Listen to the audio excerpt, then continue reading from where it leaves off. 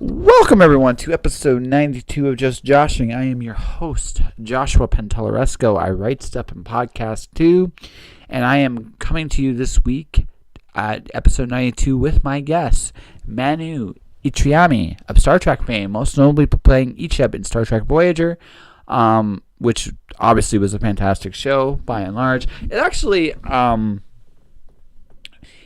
thing that caught my attention was a mutual friend of Manu's and myself introduced us in terms of me doing his show.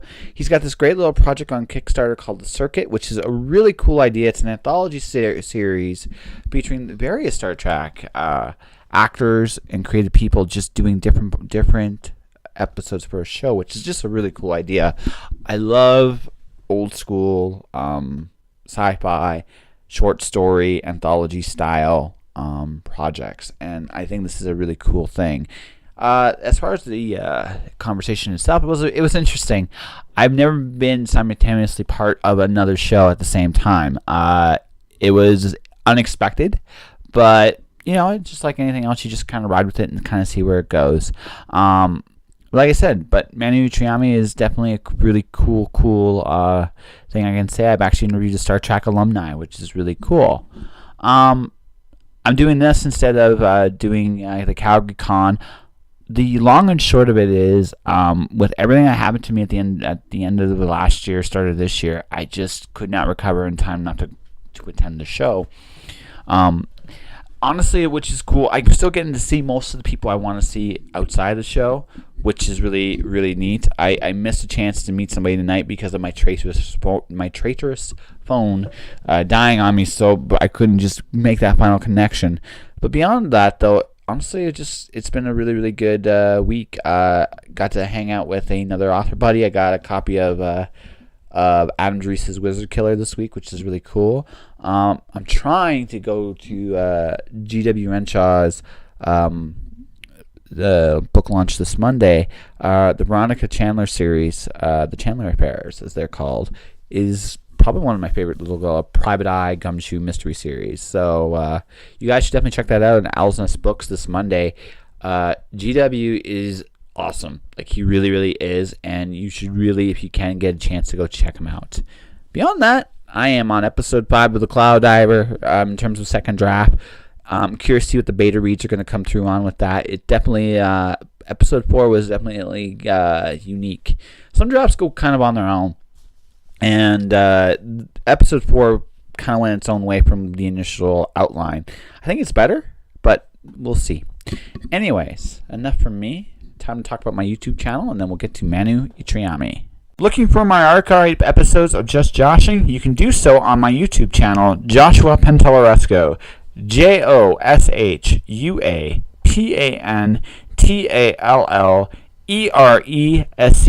There you will find past episodes with guests like Susie Vidori, Ron Bender, Ella Beaumont, Colette Turner, Chadwick Ginther, and more.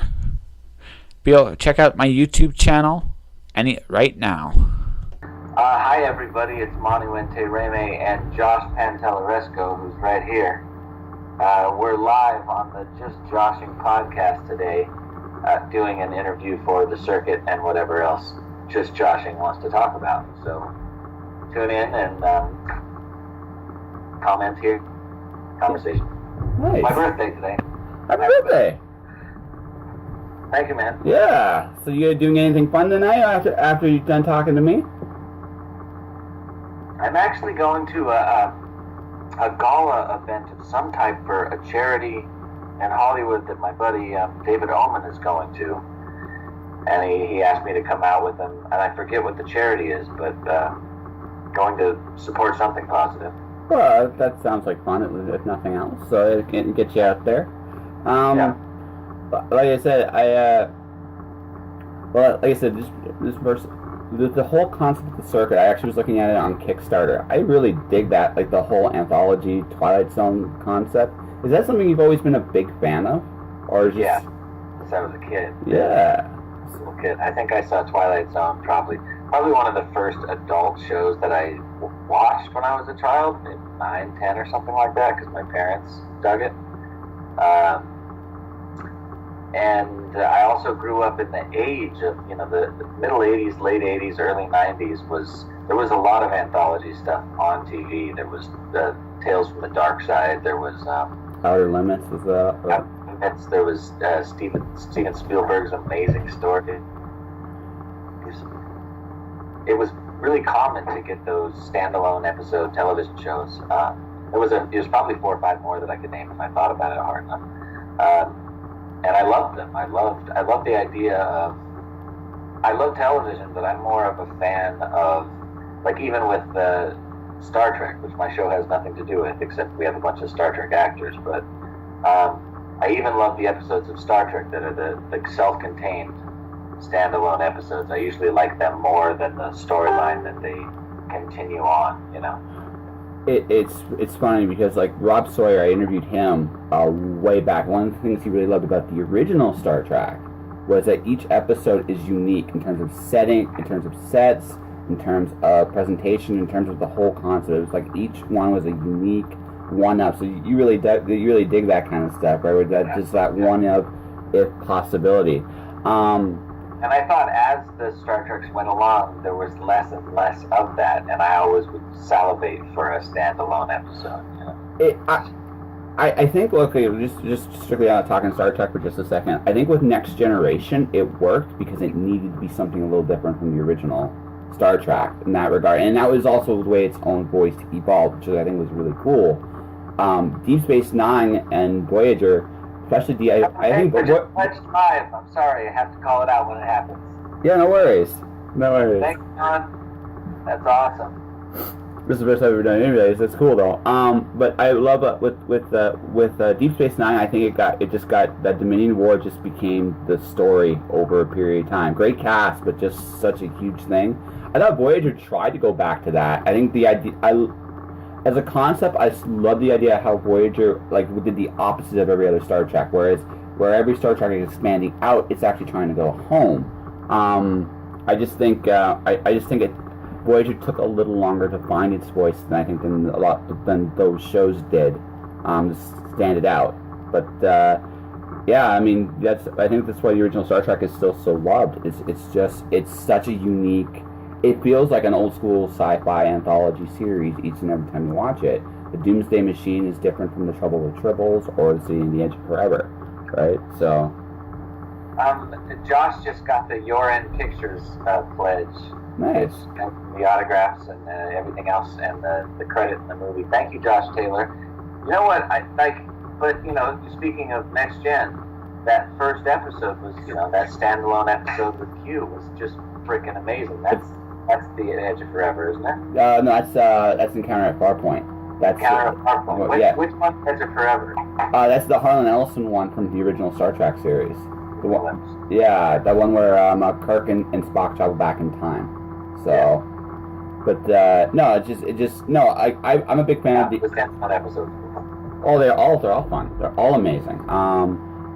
Me personally, this is like a literary podcast. So I love like short story concepts and worlds because I think you can do a lot with a shorter piece. You can say an incredible amount with them and you can read each thing different. So where did the premise of the circuit come from with you? I'm sorry to backtrack, but Harlan Ellison, man, that guy's amazing. No, that guy's awesome. Sorry. I love all his television work's incredible. Like everything. Okay, another show I'm a big fan of is Babylon 5. He had a huge influence on that show, and you can see that. But he had a big influence on that? Oh yeah, he was one of the guys who developed it. No, really? Yeah. Look at the credits. Yeah, you look at the credits. Look on the credits of it, man. Sometime he only wrote one. He only helped, I think, write one episode. But he's always a consultant, creative consultant on that show. Yeah. Wow, I had no idea. Yeah. Yeah, that's good. I like his comic books. I like his writing. I don't remember who turned me on to Harlan Ellison, but that guy can write. That guy's amazing. So who else are you a big fan of? Actually, I do know who turned me on to that. There was a writer. He wrote Logan's Run. I used to hang out with him when I first came out to LA for a little while.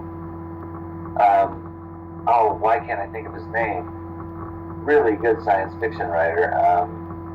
was friends with my friend Jack Herrera at the time. Oh, I'm going to be George Clayton Johnson. Okay. He turned me on to Harlan Ellison. Ellison's really good. Another guy I like, a guy that did really good short stories. I'm a big Ray Bradbury fan.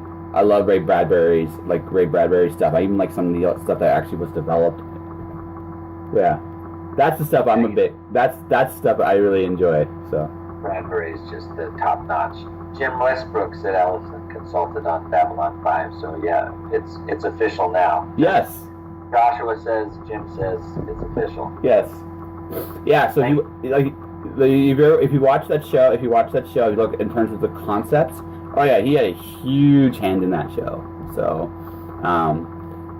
and actually, the cool thing about where you were growing up, the 80s and 90s, there's a lot of good science fiction shows. Period around that time. It's almost like they've disappeared. Yeah, but they're coming back. Yeah. You know, when we started to develop the circuit, I mean, almost 2 years ago, a year and a half ago, at least.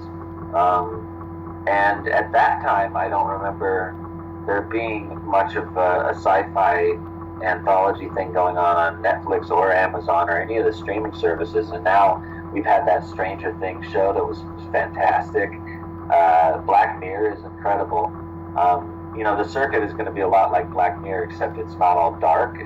Black Mirror is all dark science fiction, and the circuit's more about 10 stories that happen in the same city, in the same place. There's also a deeper story beneath the 10 different stories, but they're all standalone episodes.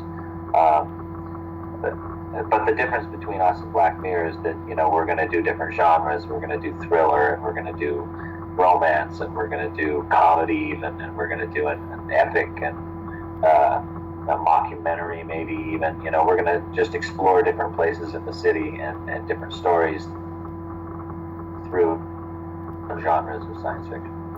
Hey, why are you messing with my program, David Omen?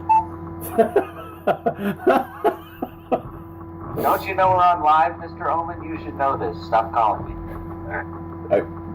You're hilarious. You're hilarious. God. Oh man. But no. In all seriousness, I mean, this sounds like a really, really cool concept.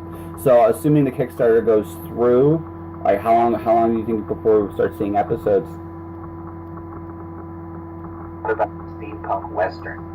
You know, to do that, Mark, we would have to have quite a budget or have. But actually, you know what? We could do like a one-room steampunk western. No one's written one though.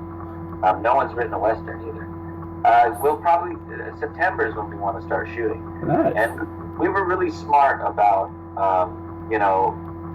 planning out, at least for this Kickstarter, exactly what we were going to do depending on what kind of money we raised. I want to announce live now that I've actually found matching funds for $200,000. So if I can raise $200,000, I can match funds with the producer for another $200,000. We can do 3 good episodes and then take that as a package to Amazon or Kickstarter. I mean, not Kickstarter. Amazon or Netflix or HBO or Showtime or whoever will pick it up. But we'll have a really strong package to present them. But we were smart about, we have a screenplay we can shoot for $50,000 that takes place in an apartment in Urbiesa. It's a story about this old man and some trouble he gets into, and it's a really, really smart episode. We have a $100,000 screenplay. We have a $150,000 screenplay. We have a $250,000 screenplay, and we were prepared for whatever happens with the campaign. Of course, we'd like to, raise the most money we can. And there's actually 2 goals. I've always said the goal is to make a strong enough pilot to go present it to the networks.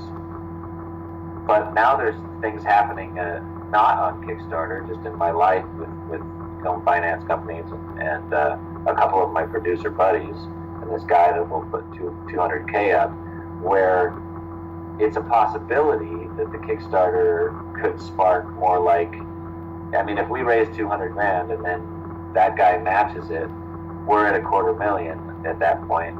Basically, all we have to do is find one other company to match, and then we could do a 4-episode anthology film. This should be really cool. That would then. Yeah. So with a Kickstarter, you always sort of have to be aware of like worst case scenario, you know. Yeah. And that's what we did. We set the goal at the bottom dollar place that we thought we could produce something cool for, and then we hoped for the rest, you know. And sometimes it works out really good. I remember LeVar Burton's Reading Rainbow campaign on Kickstarter. That was incredible. One night. That was a great book too. That was, you know, it already had its name stamped on it. So. Well, that definitely helped. I mean because it's Reading Rainbow. It just blew up. It's like, wow, that was ridiculous. I mean, I hope you get a night like that. That'd be great for you guys. But good luck. I have an interesting thought. I have an interesting question for you. Actually, thinking about this, as a producer, with the nature of the fact that networks are evolving now, that Amazon's got its own thing, Netflix has its own thing. How do you are they as valid a place to pitch as, say, a television network at this point, or is it? This is just something, because, excuse my ignorance on this. It's just that. It just seems to me that right now, because of the fact that media in general it almost feels like it's dividing and diversifying almost rapidly. Producing anything, where is the ideal spot for something like this, in your opinion? Right now, HBO. Yes. I want to be Westworld. I want to have that kind of budget. I want to have a Game of Thrones type of budget, you know. So that's always number one. HBO makes the best television, and they spend the most on their series. I mean, one of those Game of Thrones episodes has like a $12 million or a $16 million budget or something. That's for that wall episode where they attack the big ice wall. Yeah, I know, but wow. Yeah, that's big. We would love to be on HBO and have, you know, one of those $6 million an episode budgets where you can basically make a film every hour. And then it sort of goes down from there to Showtime is also high quality, and Starz is making some good stuff, and then Netflix is also, and Amazon and the streaming services are kind of the next place, because they're funding things in all sorts of categories and budget ranges. I think Black Mirror this year sold, I think they got $5 million or $6 million an episode for the new season coming up.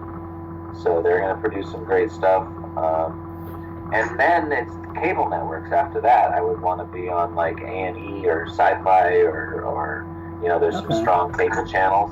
And then my last place, and stupid thing to say live because they'll never pick us up now, but the last place to me is like CBS, NBC, Fox. Because I want to make stuff that is a little edgier than, you know, network TV tends to be. The cable channels and the streaming channels let you get away with more just adult content. And I don't mean like, you know, pervy or violent. I just mean more real life, that we can talk about stuff that counts. You can do more mature themes. Like you watch an HBO show versus, say, a CBS show, and this isn't, like, again, it's just a different mandate from the networks. Not right. It's just HBO wants, it can expect, like, you can talk about certain things, or whereas CBS, like, let's not deal with that stuff. And that there's, again, nothing. It's just the way they do business, and that's the way it is. So I mean, it's not really an insult. It's just that's the model today, right? So and it makes sense too, because the networks are still free on free TV, and cable, at least you can put your child protection stuff up on, and so. Well, that's just it, right? I mean, everybody has to serve whatever masters they feel they need to serve. So I mean, I can understand, like, for something like this, the cool thing about science fiction is you get to explore you have the ability to explore some incredibly adult themes and choices, and you can challenge an audience on an ethical level too on some things. Sometimes you can present two really good choices, but both have really bad consequences, and you have to choose one. And that's the best science fiction in my view, because it's not a perfect world. It shows that really, really well right there, and and it shows the kind of the kind of characters you create too, like what makes them tick, and it gives you a good essence of how human they are. Going back to Harlan Ellison's City on the Edge Forever, I don't know if you ever checked out the original script, right? The reason he had Spock travel with Kirk back in time in the original script is when it came time to kill her, Kirk couldn't do it. He just was like, he just couldn't. He could not bring himself to do it. Spock could. The reason Spock could was because he wasn't human, and he was looking out for the greater good, and also he was doing something for his friend that needed to be done that his friend couldn't do himself. And I thought that was a really, really, I mean, that's what science fiction is all about when you get right down to it. It's those human choices dealing with these impossible concepts. That's why I love the genre myself. I'm a huge fan of it for that reason. So, Josh, I've done a few interviews in the last few days, and you put that much clearer than I've ever been able to. Because I'm always talking about wanting to do science fiction that challenges the very concept of who we are, what we are as a society, as a culture, etc. But that's really it. It's making us empathetic to the human state. Times in life, in humanity, just like we said, there are two choices, and neither of them are great.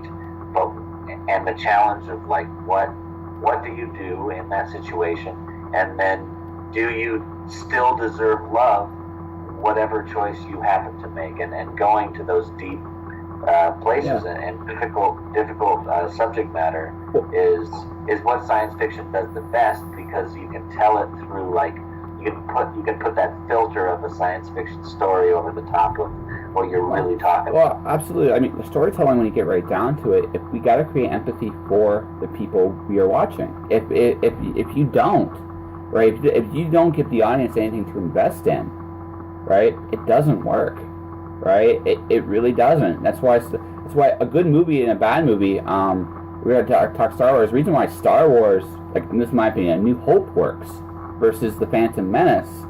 You care who Luke Skywalker is. You care who Han Solo is. You care who Princess Leia is. You're not quite sure who Qui-Gon Jinn is. And this isn't a knock to the actors. You're not sure who that young Obi-Wan Kenobi is. You have a nostalgia trip based on the New Hope, but you really don't know who he is. And so the first, like, The Phantom Menace, in my opinion, is not as good as A New Hope, because there's no characters you invest in. Right? I think most people would agree with that assessment too. Well, I think so too. I think he just got a little lost in just the technology of the time, and he was so excited about what he could do with the digital effects that he lost the story a little bit and lost the setup and he lost humanity about the characters. Yeah, he lost. Janelle Bowen, if you're still watching, so what's happening right now is I'm doing a podcast called Just Joshing with Josh Pantelleresco. Hi. And I'm also live on Facebook Live, and the fans are commenting. And thank you, everybody, for your birthday wishes and your comments on the show. It's really hard to do both at the same time while I'm talking to Josh. But thank you, everybody, and happy Earth Day to everybody, and everybody that's out there marching for science right now. That's awesome of you guys. That is actually really cool. Yeah, there's a lot of cool marches going on right now. Yeah. I would join them if I wasn't trying to raise money for the show. So thank you guys for marching for both me and Josh, and for science. And let's take care of our planet, and thank you guys for supporting the circuit. And I'm going to go back to this interview. All right. Yeah. Well, no, it's I'm glad I live in Canada. Seeing some of the things I've seen cut in the last year. I mean, like, just seeing what's being attacked in terms of education and literature and things there. It's sad. I'm sorry. Like, just seeing what I'm seeing down there right now. But it's cool that people are protesting the need for knowledge and exploration, because science right now in particular too is blowing up in all kinds of places. I've been doing, like me personally, for my own research, I write stories too. I've been looking up nanotechnology and things we're developing on that level, and it's just really cool to see how things are evolving and changing. Again, this is just an aside. I just think that it's interesting. We live in a time now where everything seems to be changing at a rapid rate, and it's just. I'm sorry if I'm losing the interview thing. We live in a rapid rate, and it's cool to see that people are still caring and invested in seeing these discoveries or being witnessing them, and not trying to get them cut off by funding or anything like that. So, anyway. No, you listen to the interview, in my opinion, at all. There's the sciences that are out there, and we're really starting to learn about the ability to protect the environment and to cut carbon and to stop global warming. And these morons that they're like science and it's not happening, including our president. It's just baffling that they could be so inhuman. And I still have empathy for them because I don't know where they're lost, but I don't know how you can ignore a 99% consensus of the top minds on planet Earth, and all this research that's being done into like how you can control methane and carbon emission. There's actually, I don't know if it's up in Canada or next to Alaska, but there's like one major oil drilling station that put all these filters on their on the station that's like cutting it to like 30% of what all the other ones do. And there's ways of farming that you can suck carbon back out of the air and put it into the ground, and there's so much out there that we could be doing and that we are doing. And so it's neat to see that the people are marching today to be like, hello, listen to the scientists. I actually. Who was it? Sorry, guys. I don't mean to ruin your show. No, you're not ruining my show. This is no. It's different. I've done shows with people, like we met at restaurants and bars, and we get interrupted from time to time. So it's whatever, man. I'll roll with whatever punches come the way in an interview. It's all good to me. Boozer just back. He just got the Yorn Pictures package as well. Thank you. I think that's Sean Boozer. Yeah. Fantastic actor. Thanks, buddy. Thanks, Sean. But no, man, it's dude, it's all cool. I mean, I didn't know what to expect, and I just figured I'll just go along for the ride. It's whatever. I mean, it is what it is, right? So, just real quick here, I think I have a theory. This is my theory on this. Today, I mean, if you look at how like the fact is, we have more tools individually, everybody today, to experiment and do things. Right? I mean, we're talking about like food production. From what I think it was a farmer in Ireland that figured out a way to increase crops with ocean water, and it's being used now worldwide. And people are playing with things now that they weren't playing with in the past because the access there. I mean, just the fact that me and you are talking the way we're talking right now, 10 years ago that wouldn't have been possible. The fact is now technology has given all of us the ability not only to communicate with each other better, but we've also can experiment and come up with our own conclusions better. We don't necessarily need to go through the same standards and practices that we needed to in the past to discover things, which is a good and a bad thing. But if you're someone that's used to a certain system or a way of power, or a way of how things were done, I think it's a more accurate term, right? Suddenly, the fact that me and you are having a conversation, or that there's a guy over here that's actually building a human heart with a 3D printer, right? I think that's a frightening time for people that are in power, because anyone can do it. The ability to be independent is much more prevalent today than it was in the past. Does that make sense? Yes, it does. It does. Kevin Griffith just upped his total to $300. Nice. You guys, see, we're talking about important things. Yes. Caring about the world on Earth Day. Yes, exactly. Raising money for a kick-ass sci-fi show that's going to also make the world a better place in its own way. This is fun. This is awesome. I'm having a good time. That's good. Okay. And it's on your birthday, no less. All right. So. Yeah. I've always been really lucky to have my birthday on Earth Day. And in fact, I think Earth Day, from what I remember, unless I'm completely unconscious, Earth Day was made Earth Day sometime in my younger life. Like, it wasn't always I think Earth it was Day. the late 80s. I want to say 87, 88, somewhere in there. Because I was like... I was like, I think 6, 7 years old when when Earth Day became an official thing. So yeah, Okay, good. Well, I'm not crazy because there was a time when it was just my birthday, and now it's Earth Day, so my birthday is much important. But that's okay. It's I'm all for the planet. yeah, no, it's all good. All right. Let me think here. Just a couple more things. So you yourself are doing an episode in the circuit, right? Yes, I am. So why don't we talk about that a little bit and just give people an idea of what an episode might be like? Well, gosh, we've got such great ideas. I don't want to step away. Yesterday we talked about in the future. Say that again. Me? Oh, I know you were saying. No. But I mean, what's going to be fun about the circuit is you're going to get to see all these actors that you know and love, and then go to the website if you don't know. The folks of you out there that haven't heard of the circuit, Urbiesa, go to thecircuit.com or go to Kickstarter and go to the circuit. On my live feed now, it's posted, and you're going to get to watch these actors you know and love in this city called Urbiesa. And Urbiesa is a mega city. It's huge. Who knows where the borders are? Who knows where it is? Who knows if it's even on Earth? These are all questions that will be answered as the episodes go along. But each episode is a standalone episode taking place in a different part of this massive mega city. And so each episode is going to be its own story, whether it's a science fiction epic. It's all going to be science fiction, but it's all going to be a different subgenre. For instance, like, oh gosh,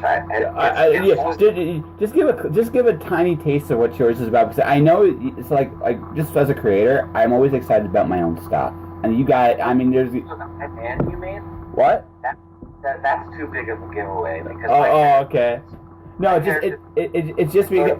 I can give a little tease. Yeah, a little tease, just a little, because I mean, this is part of the fun, right? And this is your episode. I mean, you got a bit of a grin on your face now. I mean, I'm sure this is something you're looking forward to doing. So, my character in the circuit is sort of like almost a narrator, but he doesn't speak to the crowd, and he's also kind of like the cigarette smoking man. He's sort of a mystery, and he pops up in different episodes, and you don't see a whole lot of it, but he's around, and so that's about all I can really say is that I'm not going to be like the star of these episodes. Most of these episodes are written for my friends that have signed on and these different actors that have signed on. But I have an interesting character that is part of what weaves the stories together. And whether he's an angel or a demon or a cyborg or you don't know what he is exactly, but you'll find out as time goes on, and hopefully we'll get to make enough episodes to hopefully we get to make this a series that's on the air year after year.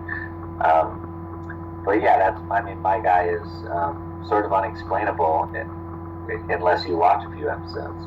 Okay, that's fair enough. It's fair enough. It sounds like, but again, just based on what I see on your face, that looks like you're gonna have some fun. If and when you get to film this, you're gonna have a lot of fun doing it. So that's cool. Good luck. Sort of a watcher, you know. Yeah. So, all right, I think we definitely have enough for an interview here. So let's wrap. There's this mystery, right? You've got these 10 standalone episodes. Yeah. But there's mystery that there's this thing called the circuit that's in the city, and who knows? People don't know what it is. Everybody's got their own different theory, and the mystery at the end of season 1 is the revealing of what the circuit is and what it does and who they are or what it is. You know, if we keep it really, really. Everybody has their own little take on what it might be and what it is. And I guess that's all I can say, because it's more about, the standalone episodes, but we do give you a little clue into a story underneath them all as we go through. Yeah, sounds really good. So the Kickstarter is going on until next month? Yeah, the Kickstarter ends March 23rd, and I wanted to tell people today that... May 23rd? May 23rd, sorry, I'm in March. It's been a long 5 days or 4 days. How long? Yeah, 5 days. Today's day 5. Yeah. If we make it to 200K, I have a producer that will match those funds. So we might be able to do a whole anthology film, and at least we'll be able to do 3 episodes for that much money. And if we don't, we're just going to shoot the pilot episode and make it as strong as we can, and then go try to sell the series to a network. Good luck, man. It sounds really, really fun. Now, if people want to get a hold of you specifically, how can they do so? People can get a hold of me if you will. That's one of the fun parts of the whole project is we started this like 2 years ago. I have a picture that I'm going to release later today, and it's me and it's Walter Koenig and a writer buddy of mine in a diner. And we started talking about what this was going to be, and it was a meeting with Walter to see if he wanted to be involved. And I sort of had a rough pitch of what the circuit was going to be a couple years ago. I'm going to release that picture later today because it's I just lost my train of thought, but it shows how far back the idea goes, and to see it and to see people excited about it today is it's thrilling to see it all come together. So if people want to get a hold of me, that's on Facebook. I'm at Manu Intiraymi 123, and if you want to check out more about the circuit, just go at the Circuit Movie at Facebook, Twitter, and Instagram. And also, if you want to be a part of the project, every episode that we finance, we're going to bring fans from around the world that are interested in filmmaking down to the set and actually pay them to work on the film. We're going to bring a few fans that are just interested in filmmaking, but not necessarily experienced, that want to intern and learn about different departments in filmmaking. And then we're going to bring a few fans that are already filmmakers themselves, or artists themselves that can add to a film.